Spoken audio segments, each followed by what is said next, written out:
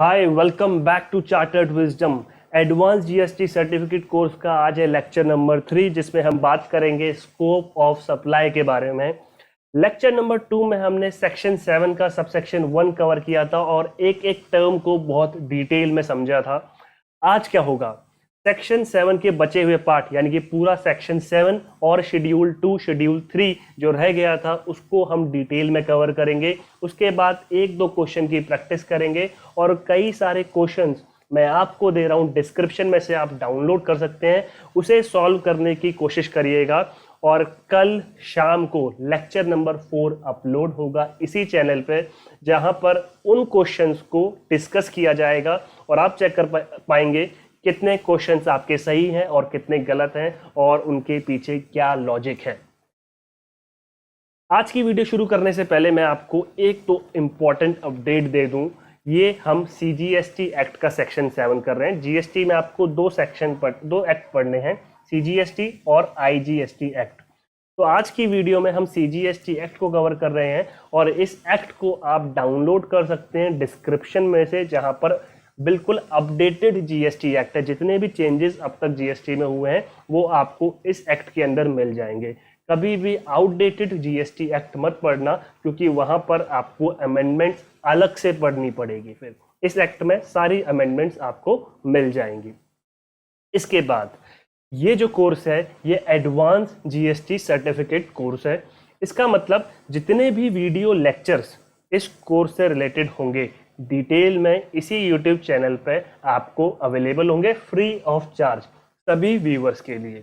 लेकिन जो लोग सर्टिफिकेट पाना चाहते हैं, सर्टिफिकेट कैसे मिलेगा, एग्जाम में अपीयर होंगे और वीकेंड में लाइव डाउट क्लास लेना चाहते हैं 6 महीने के लिए।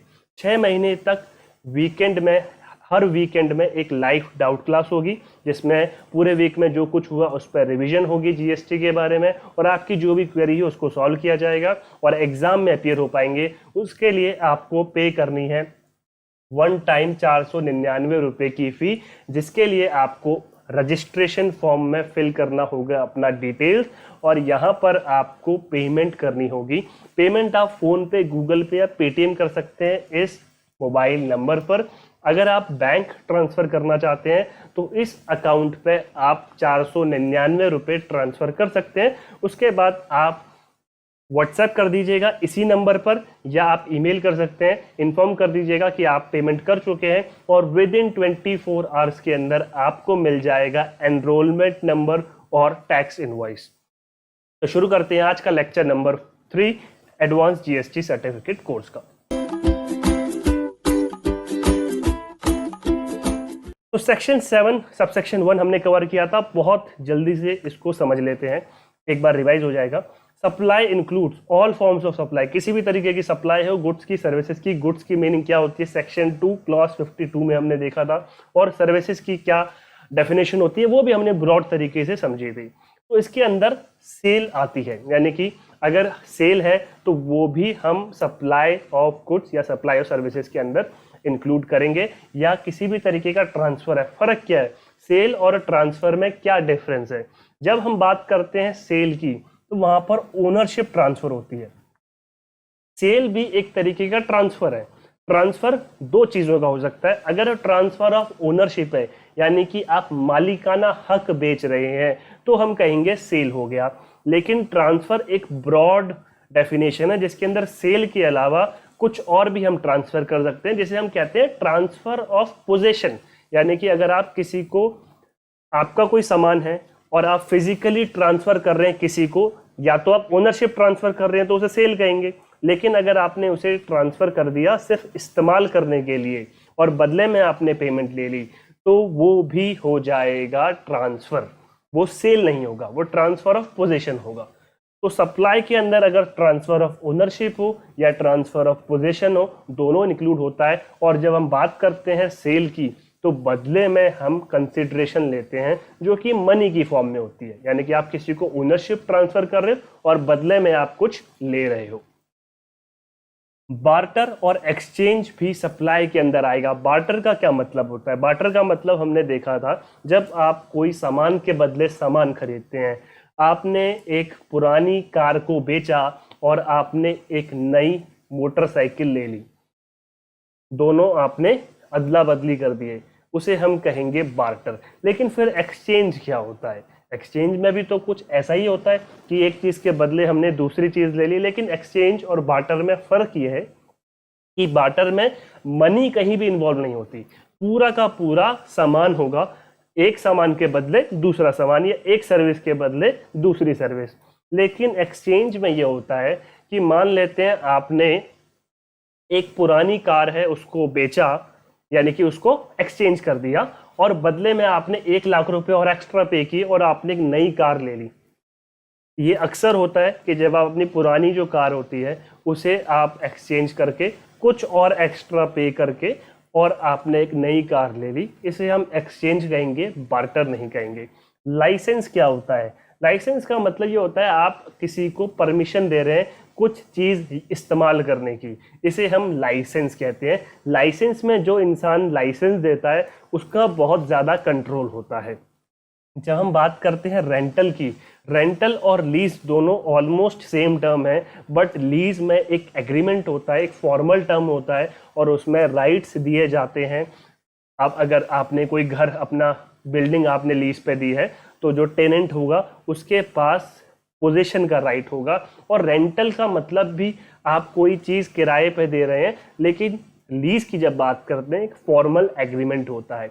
और डिस्पोजल तो बहुत बड़ी टर्म है जिसके अंदर सेल भी इंक्लूड हो गया, या आपने कोई चीज़ को इस्तेमाल किया और इस्तेमाल करते करते वो चीज़ खत्म हो गई तो डिस्पोज कर दिया आपने किसी भी तरीके से, चाहे आपने उसे बेच दिया या आपने उसे स्क्रैप में बेच दिया या आपने उसको इस्तेमाल कर लिया या वो चीज़ ख़त्म हो गई।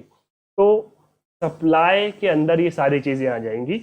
और क्या होना चाहिए? बदले में कंसिडरेशन होनी चाहिए, यानी कि आपने अगर कोई ये सामान बेचा है या एक्सचेंज किया, लाइसेंस पे दिया है और बदले में आपको कंसिडरेशन मिली है, बदले में आपको कुछ मिला है बाय अ पर्सन, किसी पर्सन से। पर्सन की डेफिनेशन सेक्शन 2 क्लॉज 84 में देखी थी। इन the course or furtherance of business, यानी कि ये सब जो आप काम कर रहे हैं, खरीद रहे हैं, बेच रहे हैं, जो एक्सचेंज कर रहे हैं, लाइसेंस पे दे रहे हैं, ये कब सप्लाई माना जाएगा? जब ये बिजनेस पर्पस के लिए होगा। और जो ये टर्म है ना, इन the course or furtherance of business, ये एक बहुत ब्रॉड टर्म है। इसके लिए हमें समझना पड़ेगा बिजनेस क्या होता है, जो कि हमने डिस्कस किया लेक्चर नंबर 2 में, सेक्शन 2 क्लॉज 17 के अंदर इसकी डेफिनेशन दे रखी है। जो सब सेक्शन 7 सबसेक्शन 1, अब क्लॉज बी पे आते हैं। क्लॉज सब जो इसका क्लॉज ए है उसमें 3 कंडीशन है, किसी भी फॉर्म की सप्लाई हो, कंसिडरेशन होनी जरूरी है और बिजनेस पर्पस के लिए होना चाहिए। कंसिडरेशन, बिजनेस पर्पस और सप्लाई किसी भी फॉर्म की हो सकती है।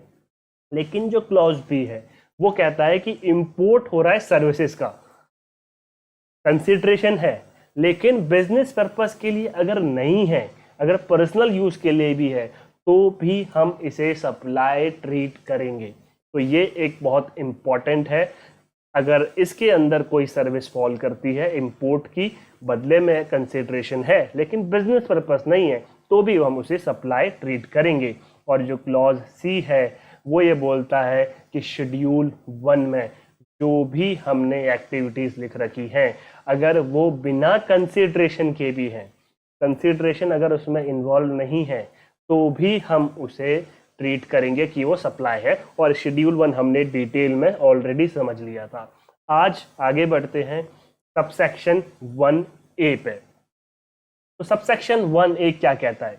सबसेक्शन 1A ये कहता है वेयर सर्टेन एक्टिविटीज, कुछ एक्टिविटीज सर्टेन है, वो आगे पता है कहाँ पर है, शेड्यूल 2 में। शेड्यूल 2 में कुछ एक्टिविटीज लिख रखी हैं, कुछ ट्रांजैक्शंस हैं जो कि सप्लाई तो है। कहाँ से सप्लाई है? सबसेक्शन 1 के हिसाब से, या तो ए में फॉल करती है या बी में फॉल करती है या सी में फॉल करती है। Constitute a supply in accordance with the provisions of subsection 1 के हिसाब से वो सप्लाई तो है, लेकिन सप्लाई तो है, लेकिन क्या वो सप्लाई ऑफ गुड्स है या सप्लाई ऑफ सर्विसेज है? ये हम चेक करेंगे शेड्यूल 2 में से।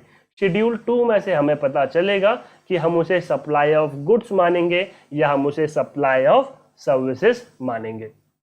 और इसका सब क्लॉज डी ये कहता है जो भी एक्टिविटीज शेड्यूल 2 में दे रखी हैं उन्हें हम सप्लाई ऑफ गुड्स या सप्लाई ऑफ सर्विसेज जो भी दे रखा है हम उसको वो ट्रीट करेंगे। अब शेड्यूल 2 को हम समझ लेते हैं जिससे कि और क्लैरिटी इस मैटर के ऊपर हमें आ जाएगी।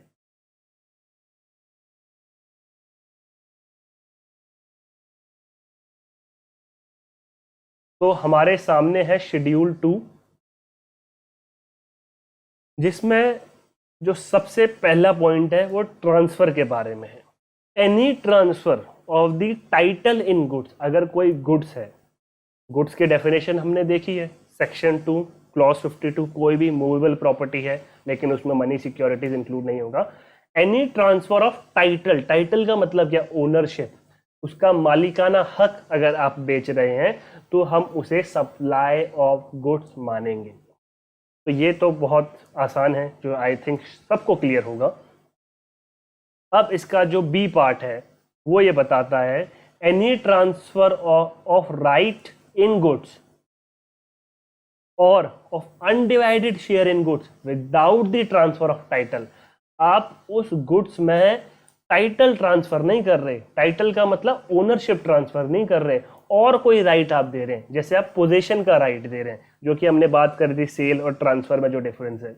अगर आप पोजीशन ट्रांसफर कर रहे हैं कि भाई मेरा ये सामान है, मेरी ये वॉच है, लेकिन तुम इसे इस्तेमाल कर लो कुछ टाइम के लिए, तो ये जो वॉच है, या आपने कोई किराए पे वॉच दे दी है, कोई मशीनरी है, वो आपका गुड्स है, आपने उसे कहा कि मशीनरी का मालिकाना हक तो मेरा है लेकिन तुम इसे 2 दिन के लिए इस्तेमाल कर लो अपने बिजनेस पर्पज़ के लिए, तो वो जो मशीन है, वो जो हमने उसमें राइट ट्रांसफ़र किया है 2 दिन के लिए, वो सप्लाई ऑफ सर्विस माना जाएगा, उसे हम सप्लाई ऑफ गुड्स नहीं कह सकते।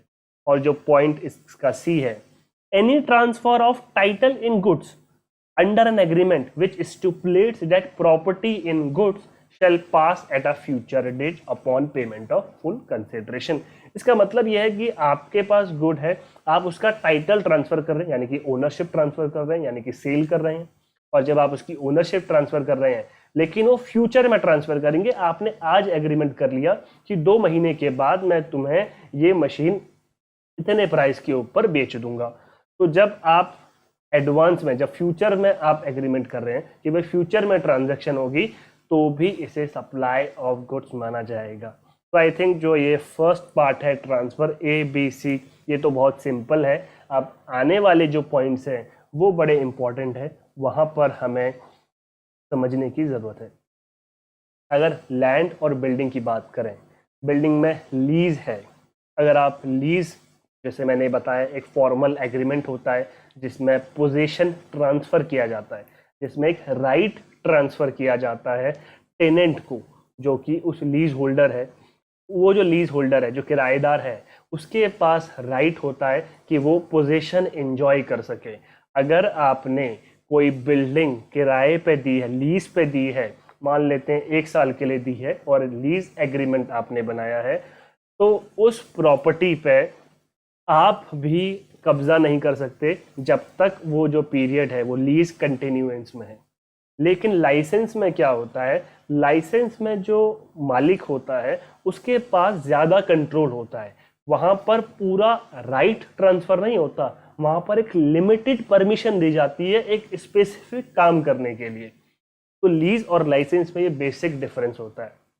या आप टेनेंसी ट्रांसफ़र कर रहे हैं, लीज टेनेंसी भी ऑलमोस्ट सिमिलर है, थोड़ा फ़र्क यह है कि टेनेंसी राइट जब हम ट्रांसफ़र करते हैं वो भी एक सर्विस होती है। क्या होता है टेनेंसी ट्रांसफ़र करना, मान लेते हैं कि मैंने कोई किराए पे कोई बिल्डिंग ली और उस बिल्डिंग को मैं टेनेंट हूँ, मैं किराएदार हूँ, मैं दूसरे किराएदार को बेच रहा हूँ कि अब तुम यहाँ पर रह लो, तो वो भी एक सप्लाई है। कुछ पुराने दिल्ली के कुछ एरियाज़ में पुराने ज़माने में, या फिर महाराष्ट्र में शायद आज भी, पगड़ी सिस्टम चलता है। क्या होता है पगड़ी सिस्टम? तो पगड़ी सिस्टम में होता यह है कि एक, मान लेते हैं ये दुकान है, ये एक शॉप है। पगड़ी सिस्टम में क्या होता है कि एक जो टेनेंट होता है और ये है ओनर लैंड का। तो टेनेंट ये कहता है कि भाई मैं आपको एक फिक्स अमाउंट दे रहा हूँ, एक लमसम अमाउंट दे रहा हूँ, ठीक है, और हर महीने फिर मैं आपको एक मंथली पेमेंट करता रहूँगा और इतने टाइम के लिए आप मुझे टेनेंसी राइट ट्रांसफ़र कर रहे हैं। मान लेते हैं कि टेनेंट ने कहा कि भाई मैं आपको 5 लाख रुपए दे रहा हूँ और आने वाले 15 साल के लिए हर महीने मैं आपको 2,000 रुपये दूंगा। तो 15 साल के लिए ये जो टेनेंसी राइट है ये टेनेंट के पास चले गए।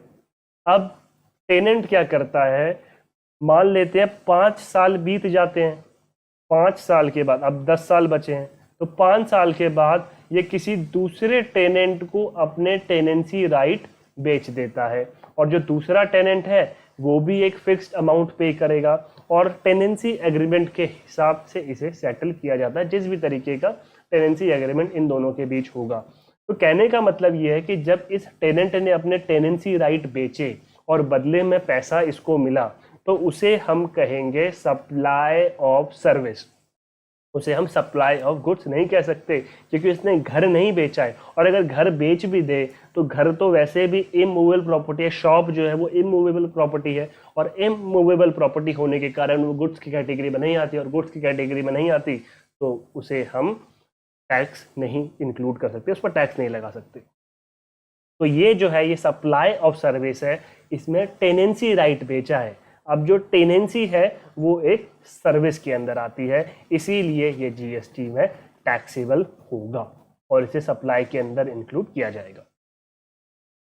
या ईजमेंट राइट हमने बेच दी। ईजमेंट राइट क्या होता है इसको भी हम समझ लेते हैं।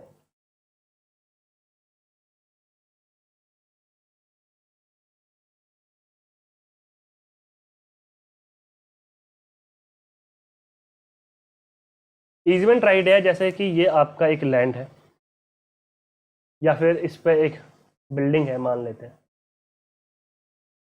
अब इसका एक रास्ता जाता है जो किसी और की या गवर्नमेंट की प्रॉपर्टी से होते हुए जाता है।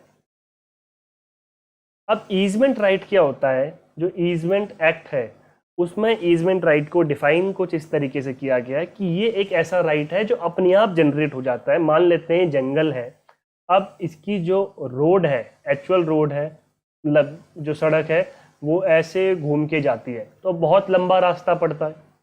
लेकिन अगर लोग इस शॉर्टकट रास्ते को इस्तेमाल करना शुरू कर देते हैं और बहुत लंबे टाइम तक इसी रास्ते को इस्तेमाल करते हैं तो ऑटोमेटिकली ये ईजमेंट राइट बन जाता है। अब इस बिल्डिंग में रहने वाले लोग इस रास्ते का इस्तेमाल करते हैं तो अब ये जो इनका ईजमेंट था अभी ईजमेंट राइट इनका बन गया है। अब इस बिल्डिंग को जो भी परचेज करेगा या जो भी टेनेंट इस बिल्डिंग में आएगा उसके पास भी ये ईजमेंट राइट होगा। तो जब हम ये ईजमेंट ट्रांसफ़र कर रहे हैं कि भाई किसी और को भी परमिशन दे रहे हैं कि तुम भी इसको इस्तेमाल कर लो, तो उसे भी हम सप्लाई ऑफ सर्विसेज के अंदर इंक्लूड करेंगे। एनी लीज, किसी भी तरीके का लीज या लेटिंग आउट किराए पे देना बिल्डिंग को, इंक्लूडिंग चाहे वो कमर्शियल, इंडस्ट्रियल, रेसिडेंशियल कॉम्प्लेक्स हो, लेकिन अगर वो बिजनेस पर्पस के लिए है, चाहे हम पूरा बिजनेस पर्पस के लिए या उसका कुछ हिस्सा बिजनेस पर्पस के लिए है, उसे हम सप्लाई ऑफ सर्विस के अंदर इंक्लूड करेंगे। जो पॉइंट नंबर 3 है, any treatment or process which is applied to another person's goods is a supply of service. कि भाई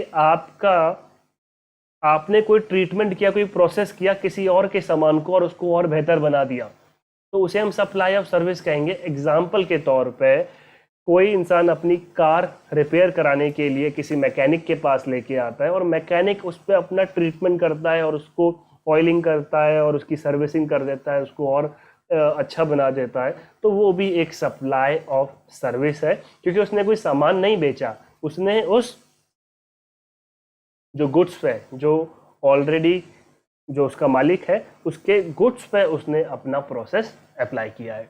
नंबर 4, ट्रांसफर ऑफ बिजनेस की असेट अगर ट्रांसफर की जाती है, where goods forming part of the assets of a business are transferred or disposed of by or under the direction of the person carrying on the business as no longer to form part of those assets whether or not for consideration such transfer schedule 1 आपने देखा था, तो वहां पर आपको याद होगा जब हम बात कर रहे थे सेक्शन 7 सबसेक्शन 1 क्लॉज सी के बारे में कि शेड्यूल 1 में जितनी भी एक्टिविटीज लिख रखी हैं अगर वो बिना कंसिडरेशन के भी है तो भी हम उसे सप्लाई मानते हैं। और उसी में जो सबसे पहला पार्ट था कि परमानेंट, अगर हम बिजनेस की एसेट्स को परमानेंटली डिस्पोज कर देते हैं किसी भी तरीके से, बेशक वो बिना कंसिडरेशन के हो, तो भी उसे हम सप्लाई ट्रीट करते हैं। और जब हम सप्लाई की बात करेंगे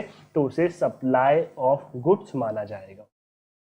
तो शेड्यूल 2 बेसिकली इसीलिए है कि हमें ये तो पता है कि सप्लाई है, लेकिन हमें ये पता चल जाए क्या ये सप्लाई ऑफ गुड्स है या सप्लाई ऑफ सर्विसेज है, तो उसे हम सप्लाई ऑफ गुड्स मानेंगे।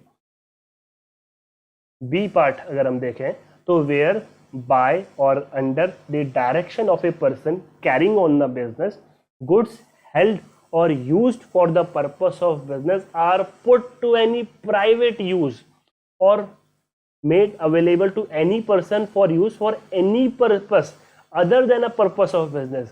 आपने जब उसका शेड्यूल 1 देखा था तो उसमें हमने देखा था अगर कोई रिलेटेड पर्सन के बीच में अगर कोई भी ट्रांजैक्शन होती है या रिलेटेड पर्सन को अगर कोई सामान दिया जाता है, बेशक वो फ्री में दिया जाए तो भी हम उसे सप्लाई मानते हैं। अब ये क्या कह रहा है कि अगर कोई बिजनेस की एसेट है और उसे कोई प्राइवेट इस्तेमाल के लिए, प्राइवेट यूज उसका हो रहा है, तो हम उसे सप्लाई ऑफ सर्विस मानेंगे। मान लेते हैं कंपनी है, उसका एक डायरेक्टर है, वो कंपनी की कार को अपने पर्सनल हॉलीडे के लिए एंजॉय करता है, तो उसमें जो उस कार का वो यूज कर रहा है वो अपना प्राइवेट यूज है, और क्योंकि वो प्राइवेट यूज है तो उसे सप्लाई ऑफ सर्विस माना जाएगा, बेशक वो बिना कंसिडरेशन के हो, वेदर और not for a consideration.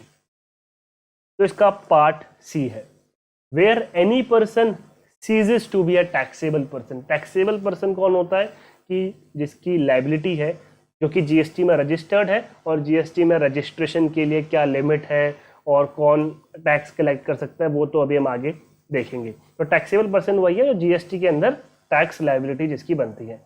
Where any person ceases to be a taxable person any goods forming part of the assets of any business carried on by him shall be deemed to be supplied by him in the course or furtherance of his business immediately before he ceases to be a taxable person. क्या मतलब हुआ? मतलब ये हुआ कि मान लेते हैं एक बिजनेस है जो कि जीएसटी में रजिस्टर्ड था। अब क्योंकि जीएसटी में रजिस्टर्ड था तो अब मान लेते हैं 1 जून 2020 को इसने अपना जीएसटी रजिस्ट्रेशन कैंसिल करवा दिया। अब जिस दिन इसका रजिस्ट्रेशन कैंसिल हुआ इस डेट को मान लेते हैं इसके पास कुछ सामान था जो इसने रखा था कि भाई वो बाद में सेल करेगा, सेलिंग के पर्पस के लिए खरीदा था, लेकिन जब इसने कैंसिल किया तब तक वो सामान अनसोल्ड रह गया, वो सामान बिक नहीं पाया। अब वो क्योंकि वो सामान बिक नहीं पाया और परचेज के टाइम पे इस पे जो जीएसटी लगा था उसका बेनिफिट ये बिजनेस ऑलरेडी ले चुका है in the form of input tax credit. अब क्योंकि इसका बेनिफिट वो ले लिया है लेकिन जीएसटी रजिस्ट्रेशन रहते हुए उसे सेल नहीं कर पाया, इसीलिए इस बिजनेस के जितने भी सामान है, जितना भी गुड्स है, उसे मान लिया जाएगा कि वो सप्लाई हो गया। बेशक वो बिना कंसिडरेशन के है तो मान लिया जाएगा कि वो सप्लाई हो चुका है और इसे हम सप्लाई ऑफ गुड्स मान लेंगे। लेकिन इसके पीछे 2 एक्सेप्शन हैं। अगर वो business as it is transfer कर देता है किसी और को, तो ये जो सामान है ये चले जाएगा किसी और के पास, तो उसे हम फिर सप्लाई बिना कंसिडरेशन के नहीं मानेंगे।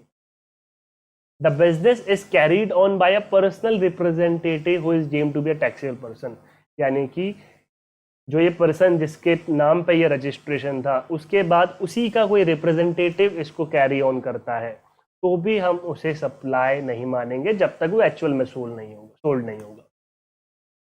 अब हम बात करते हैं सप्लाई ऑफ सर्विसेज के बारे में। The following shall be treated, तो 5 पॉइंट के अंदर जितने भी चीजें आएंगी उसे हम सप्लाई मानेंगे, सप्लाई ऑफ सर्विसेज मानेंगे।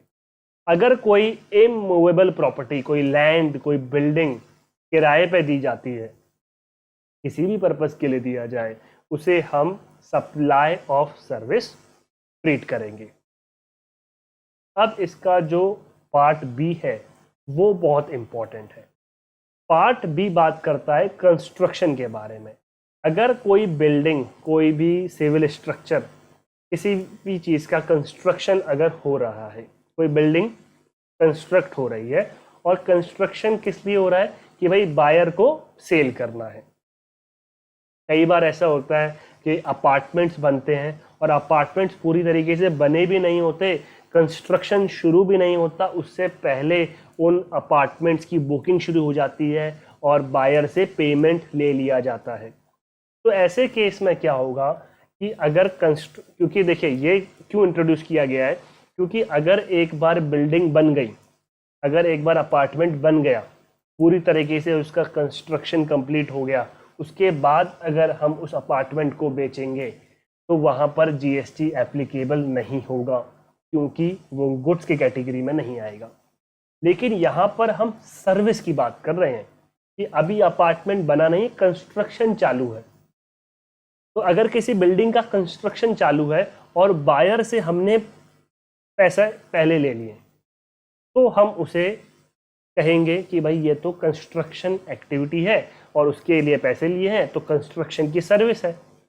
लेकिन इसके पीछे एक्सेप्शन ये है कि जहाँ पर पूरा का पूरा पैसा, जितना भी कंसिडरेशन है, बुकिंग अमाउंट, एडवांस, सब कुछ कंस्ट्रक्शन होने के बाद अगर बायर की तरफ से दिया जाता है। इसको और अच्छे से एग्जाम के तौर पे समझते हैं। मान लेते हैं कि एक बिल्डिंग अंडर कंस्ट्रक्शन है, इसका नाम है सन अपार्टमेंट्स, और ये एक बायर है मिस्टर ए। अब मिस्टर ए इसमें एक टॉप फ्लोर खरीदना चाहते हैं। अब इसके लिए उन्होंने बुकिंग अमाउंट और एडवांस पे कर चुके हैं, और इसका जो कंस्ट्रक्शन है वो कंप्लीट होता है 1 जून 2020 को। अब जो ये बुकिंग अमाउंट है ये ऑलरेडी इन्होंने पे कर दिया था, मान लेते हैं मई 20 में, और कंस्ट्रक्शन बाद में कंप्लीट हुआ। तो ये जो पैसा इन्होंने दिया है इसे हम सप्लाई ऑफ सर्विस ट्रीट करेंगे, क्योंकि ये पैसा उन्होंने कंस्ट्रक्शन के लिए दिया है। अब दूसरा सिनेरियो समझते हैं। मान लेते हैं कि कंस्ट्रक्शन कंप्लीट होता है 1 जून 2020 को, और मिस्टर ए जो पेमेंट करते हैं वो पे करते हैं 10 जून 2020 को।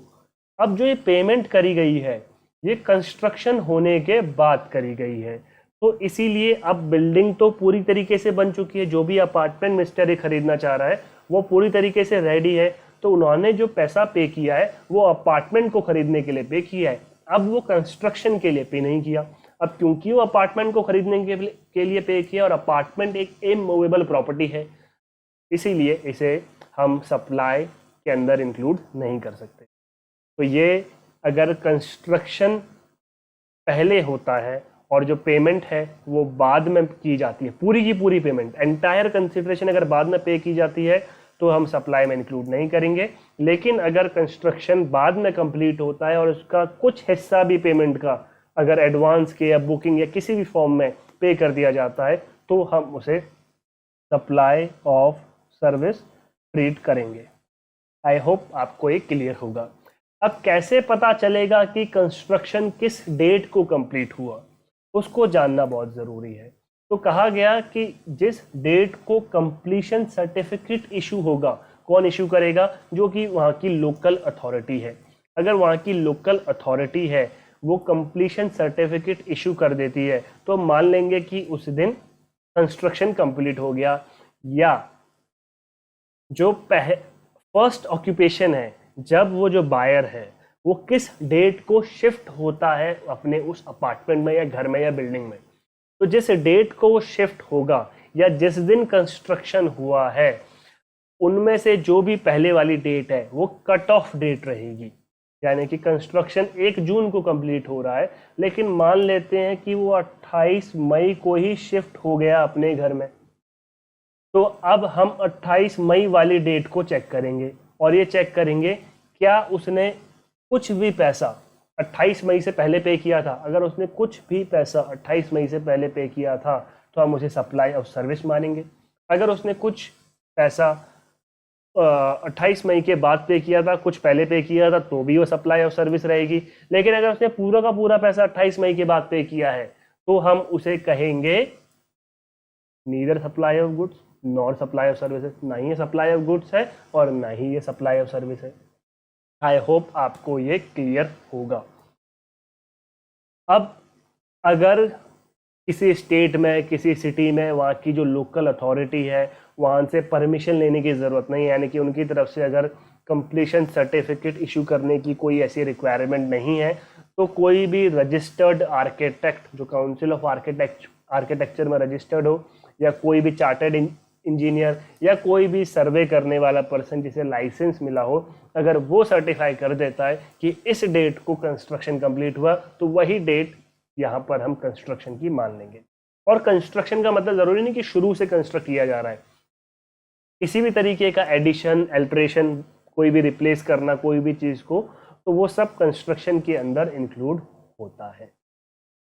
अब इसका जो सी पार्ट है, टेम्पररी ट्रांसफर और permitting the use of enjoyment of any intellectual property right. किसी ने बुक लिखी जीएसटी के ऊपर और पब्लिशर को, जो पब्लिशिंग हाउस है, उनको राइट दे दिया कि भाई मेरा कॉपीराइट इस पर है, मैं आपको परमिशन देता हूं कि आप मेरी बुक प्रिंट करो और उसको सेल करो।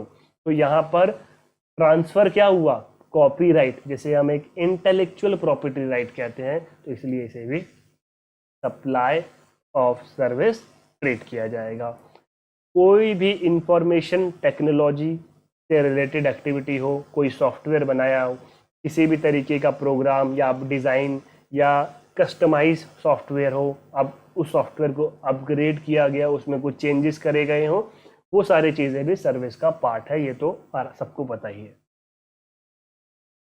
अब इसका हम जो ई पार्ट देखते हैं, agreeing to the obligation to refrain from an act or to tolerate an act or a situation or do an act. ये इंपॉर्टेंट है कि अगर आप एग्री करते हैं कि भाई मैं आपको कोई ट्रांसफ़र कर रहा हूँ, कोई पैसे मैं आपको दे रहा हूँ, मैं आपसे कह रहा हूँ कि आप कोई ये काम मत करो। फॉर एग्ज़ाम्पल मेरा भी एक इंटरनेट सर्विस प्रोवाइडर का काम है और मैं आपसे कहता हूँ कि भाई ये जो एरिया है, फॉर एग्ज़ाम्पल वेस्ट दिल्ली या फॉर एग्ज़ाम्पल साउथ दिल्ली, तो आप साउथ दिल्ली में अपना बिजनेस नहीं करोगे इंटरनेट सर्विस प्रोवाइडर का, मैं आपको 1 लाख रुपीस पे करता हूँ। तो अगर आप उस पर एग्री कर जाते हैं और आप कहते हैं कि भाई आपको जो पेमेंट मिल रही है कुछ काम नहीं करने की मिल रही है, रेफरेन फ्रॉम एन एक्ट, तो भी वो इंक्लूड होगा सप्लाई ऑफ सर्विस में। या मैं अपने कस्टमर्स को इंटरनेट सर्विस की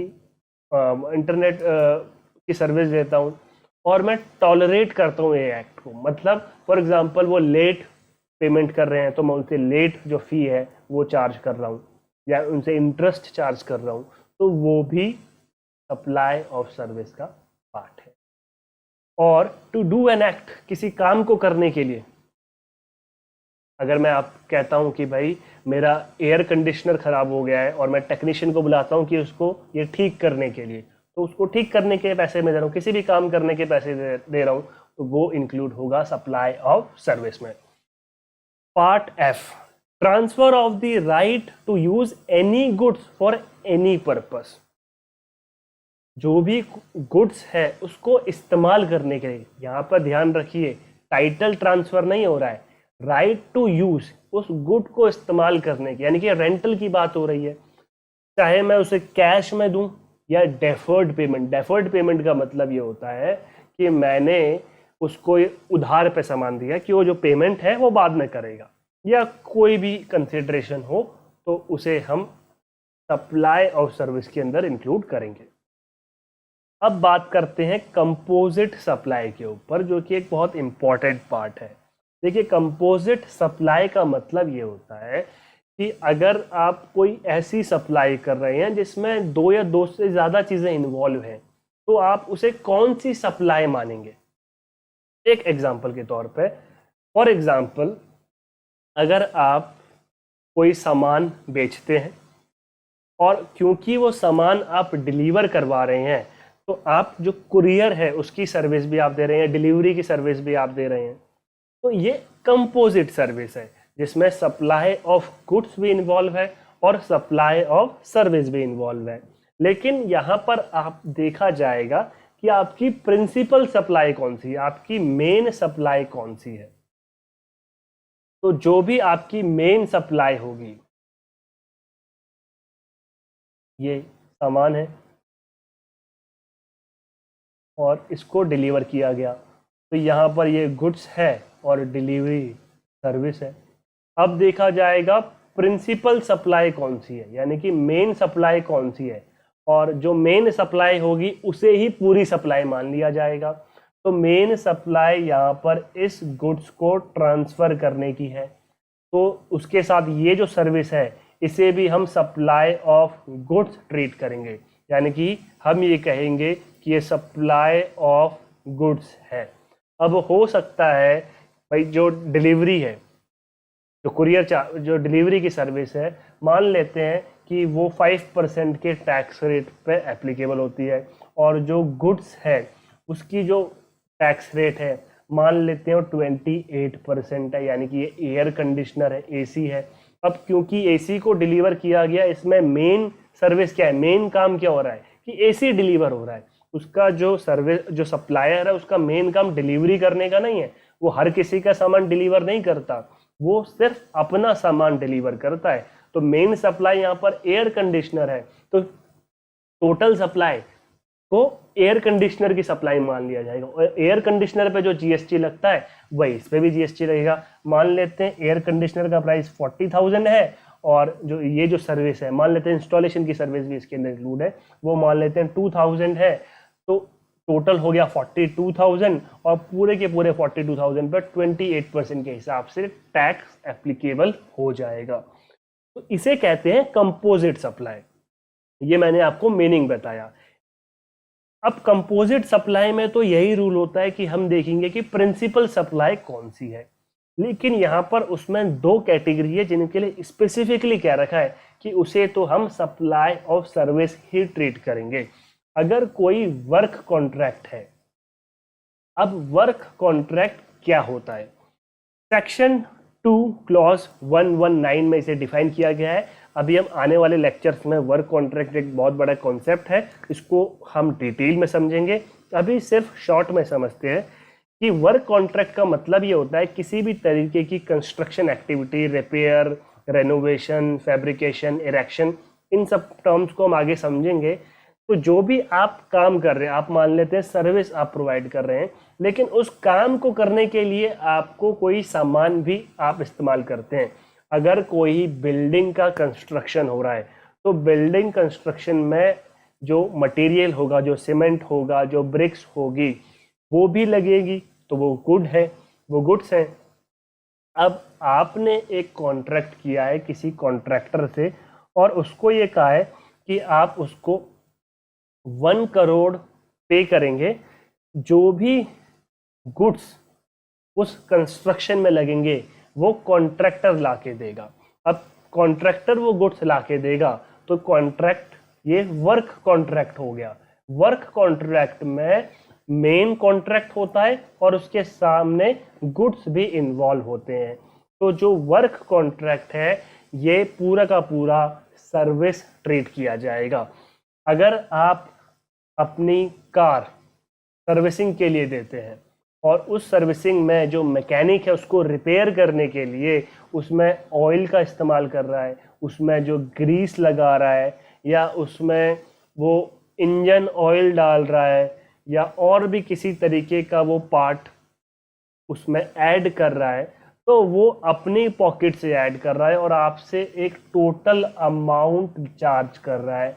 तो वो जो टोटल अमाउंट वो चार्ज कर रहा है रिपेयरिंग के लिए, उसमें वो अपना सामान भी लगा रहा है, लेकिन अपना सामान भी लगा रहा है फिर भी वो सप्लाई ऑफ गुड्स नहीं होगी, वो सप्लाई ऑफ सर्विसेज होंगी, क्योंकि वर्क कॉन्ट्रैक्ट हमेशा सप्लाई ऑफ सर्विस ट्रीट किए जाते हैं।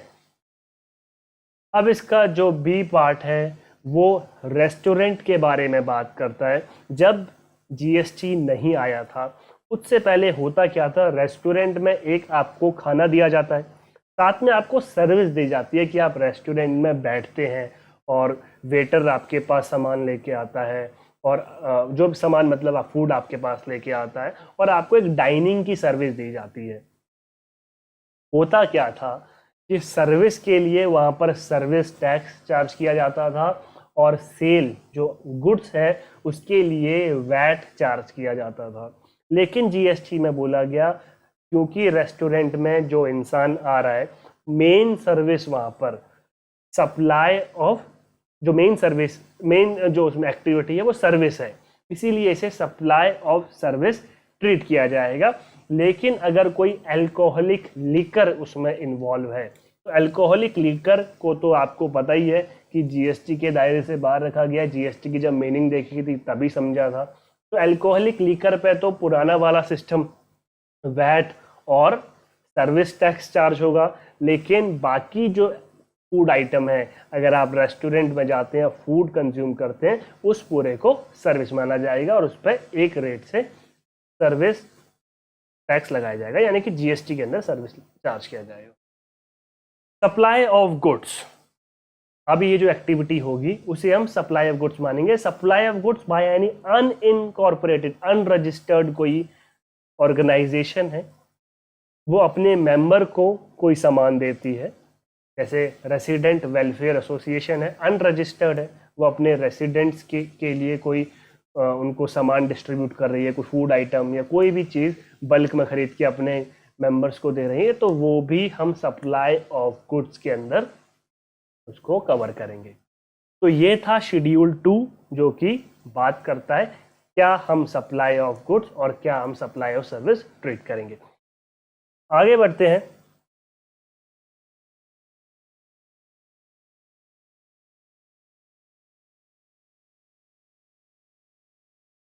अब बात करते हैं सबसेक्शन 2 के ऊपर। ये कहता है कि not with standing anything contained in subsection 1। Subsection 1 में कुछ भी दे रखा है, सबसेक्शन 1 में मान लो कह रखा है कि ये चीज सप्लाई होगी, लेकिन अगर वो चीज शेड्यूल 3 के अंदर लिखी है, तो शेड्यूल 3 के अंदर जो कुछ भी लिखा है उसे हम सप्लाई नहीं मानेंगे। और such activities or transaction undertaken by the central government, state या local authority in which they are engaged as public authorities, और जैसे जैसे गवर्नमेंट उसको नोटिफाई करेगी वो चीज़ें भी ना सप्लाई ऑफ गुड्स मानी जाएगी ना सप्लाई ऑफ सर्विसेज मानी जाएगी। एक बार शेड्यूल 3 को देख लेते हैं और हमारा ये सेक्शन 7 पूरी तरह से कवर हो जाएगा।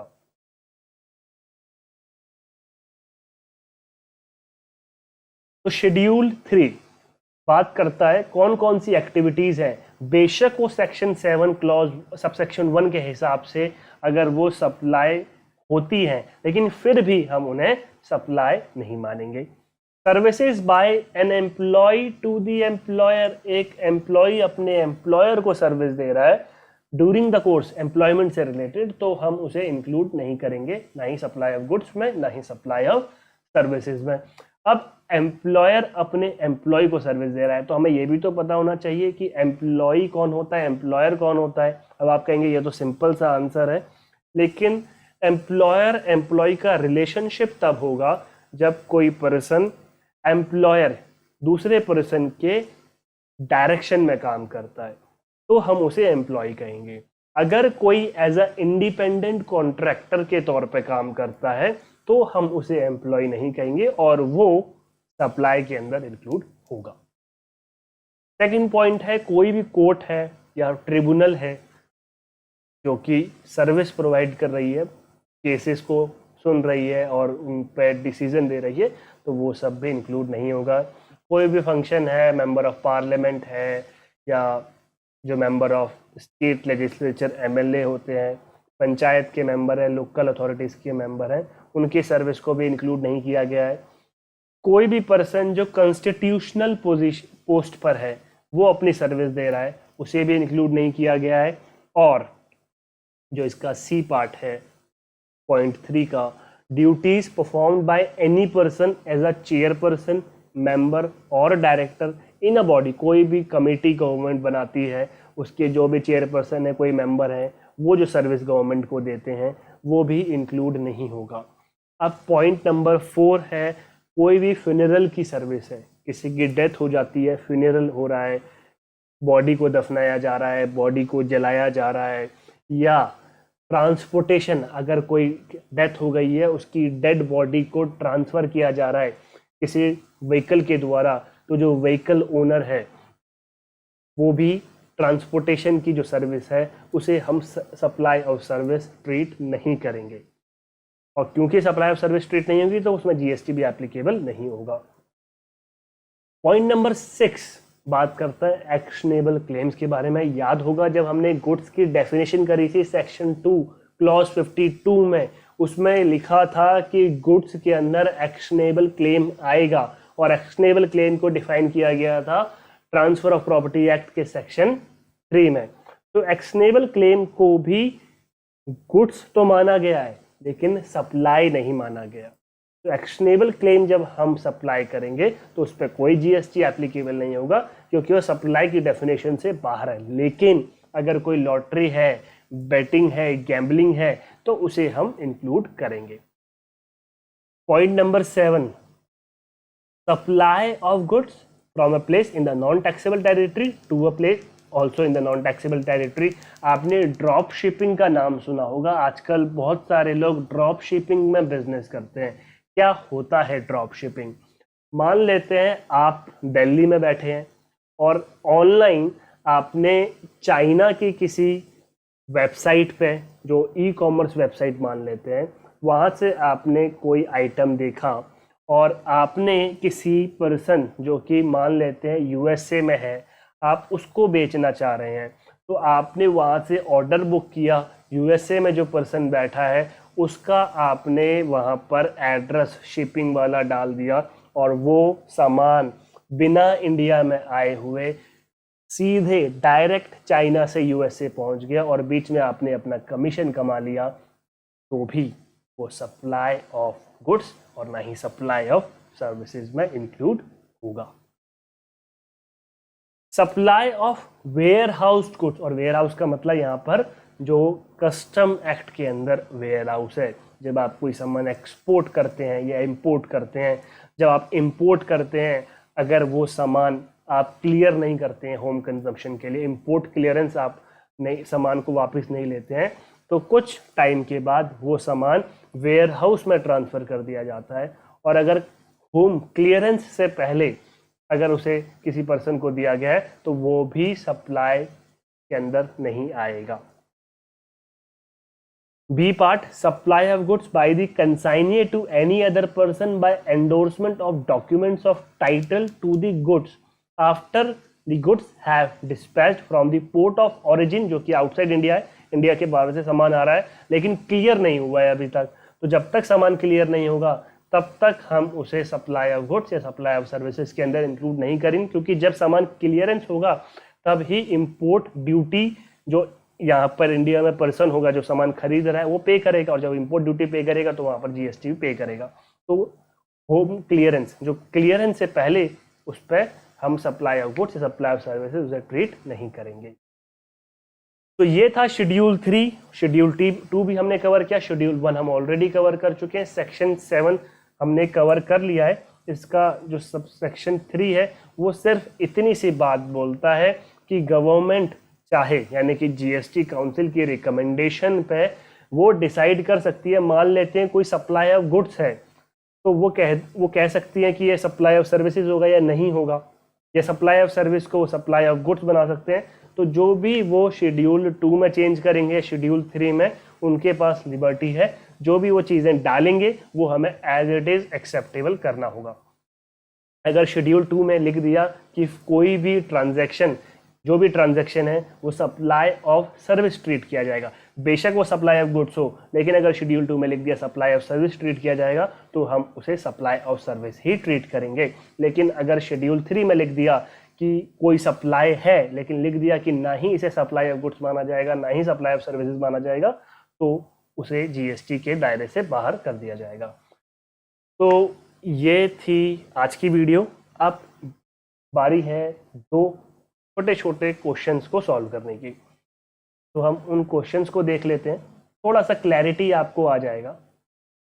और उसके बाद डिस्क्रिप्शन में तो आपको कई सारे क्वेश्चंस मैंने दे रखे हैं, डाउनलोड कर लीजिएगा और उनको सॉल्व करने की कोशिश करनी है। और नेक्स्ट वीडियो लेक्चर नंबर 4 जो कल शाम को आ रहा है उसको हम कवर करेंगे।